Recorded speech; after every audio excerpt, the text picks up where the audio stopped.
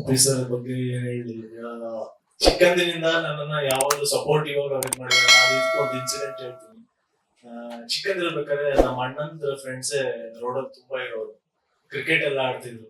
Cricket ಎಲ್ಲ ಆಡ್ತಿರ್ಬೇಕಾದ್ರೆ ನಾನು ಅಲ್ಲಿ ತುಂಬಾ ಚಿಕ್ಕವನು, ನನ್ನ ನಾರ್ಮಲಿ ಸೇರ್ಸ್ಕೊಂತಿರ್ಲಿಲ್ಲ. ಒಂದ್ ದಿವಸ ಹಿಂಗೆ ಹತ್ಕೊಂಡು ಬರ್ತೀನಿ ಮೇಲ್ಗಡೆ ಅಪ್ಪ ಉಪೇಂದ್ರ ಸರ್ ಎಲ್ಲ ಕೂತಿರ್ತಾರೆ, ಎಲ್ಲ ಡಿಸ್ಕಷನ್ ಮಾಡ್ತಾ ಇರ್ತಾರೆ. ಅಪ್ಪ ಏನಾಯ್ತು ಅಂತ ಕೇಳ್ತಾರೆ, ಹಿಂಗೆ ಸೇರ್ಸ್ಕೊಂಡಿಲ್ಲ ಕ್ರಿಕೆಟ್ಗೆ ಅಂತ. ಓ ಅಂತ ಅಳ್ತೀನಿ. ಅಲ್ಲಿ ಏನೋ ಡಿಸ್ಕಷನ್ ನಡೀತಿರುತ್ತೆ, ಆ ಅಪ್ಪಂಗೆ ಇರಿಟೇಟ್ ಆಗುತ್ತೆ. ತಕ್ಷಣ ಸರ್ ಬಂದ್ಬಿಟ್ಟು ಕೆಳಗಡೆ ಬಾ ಅಂತ ಹೇಳಿ ನಾನು ಕರ್ಕೊಂಡು ಹೋಗ್ಬಿಟ್ಟು ನೋಡ್ಬಿಟ್ಟು, ಯಾಕೋ ನನ್ನ ಆಡ್ಕೊಳಲ್ಲ, ಆಡ್ಸೋ ನನ್ನ ಅಂತೇಳಿ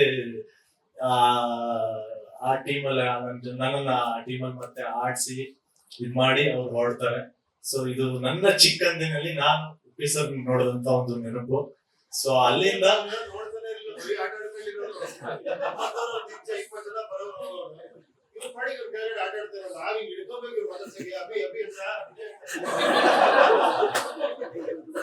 ತುಂಬಾ ಚಿಕ್ಕವನು ಅವಾಗ.